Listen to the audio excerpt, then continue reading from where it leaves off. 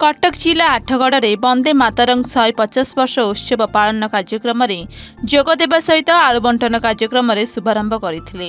Athgarh BJP नेता अभय बारिक आयोजन क्रमे उपमुख्यमंत्री कनक वर्धन सिंहदेव को बरहमपुर गोष्ठी स्वास्थ्य केन्द्र ठारू बारुणी यात्रा पड़िया पर्यंत विशाल शोभायात्रा आसी वंदे मातरम 150 वर्ष पूर्ति उत्सव में योगदान करते। यही परिप्रेक्षी में बीजेपी नेता अभय बारिक उपमुख्यमंत्री को शीतल भंडार पुनरुद्धार करने लिखित दाबीपत्र प्रदान करते। बीजेडी विधायक रणेन्द्र प्रताप स्वाई 35 वर्ष मध्य गोटे शीतल भंडार प्रतिष्ठा करिपारि बेले 17 मास बीजेपी सरकार रे खूब शीघ्र शीतल भंडार कार्यक्षम कराजिबो बोली उपमुख्यमंत्री सूचना दैछन्ती। आठगड़ अंचल संपूर्ण चाषीबंदी एरिया होइथिया बेले शीतल भंडार अभाव चाषी माने नाही नथिबा असुविधा सम्मुखीन हेबा सह उत्पादित जिनिस को अदर दर में बिक्री करने को बाध्य होइछन्ती। अभय बारिक नेतृत्व में हजार हजार समर्थक और कर्मी विशाल पटुआर देखि उपमुख्यमंत्री निज निर्वाचन मंडली पाटनागढ़ बोली अनुभव करने सह भावविह्वल हो पड़ते।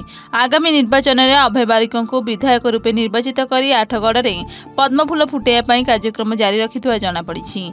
आठगढ़ निर्वाचन मंडली में विभिन्न समस्या संपर्क में समीक्षा करथिबा बेले सरकार समस्त कार्य पदक्षेप नेबे बोली उपमुख्यमंत्री सूचना दैछन्ती।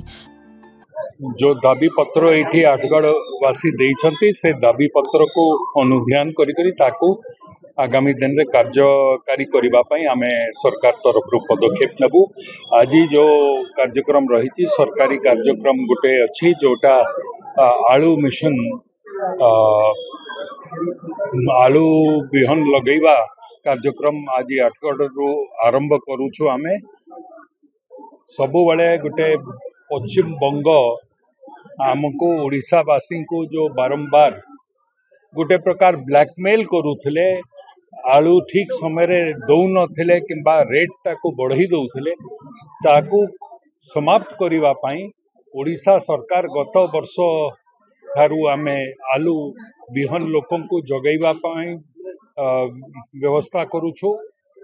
देखो तो आज आम आठगड़ तिगिरिया निर्वाचन मंडली आमर आज उड़ीसार जी अच्छा उपमुख्यमंत्री कनक वर्धन सिंहदेव को आज आम बरहमपुर मेडिकल पाखे स्वागत कलु एवं वंदे मातरम प्रोग्राम हिसाब से आम जातीय पताका धरी हजार हजार आठगढ़वासी स्वागत संबर्धना कलु एवं आज सी आमको प्रतिश्रुति देले दीर्घ दिन जोटा आम पाखे अचल हो पड़ा शीतल भंडार जोटा कि एठिकार जे 35 वर्ष शासन करची जोटा कि बाहापिया बाँसपट मारुले आज आम सरकार जी कृषि विभाग मंत्री उपमुख्यमंत्री कनक वर्धन सिंहदेव को आज गोटे मेमोरांडम देलु एवं सांगे सांगे से प्रतिश्रुति देले स्टेज रे जे आठगढ़ रे शीतल भंडार हब। आम सरकार कथा कुआ सरकार नुहे काम करवा सरकार। Bureau report A1 Odisha.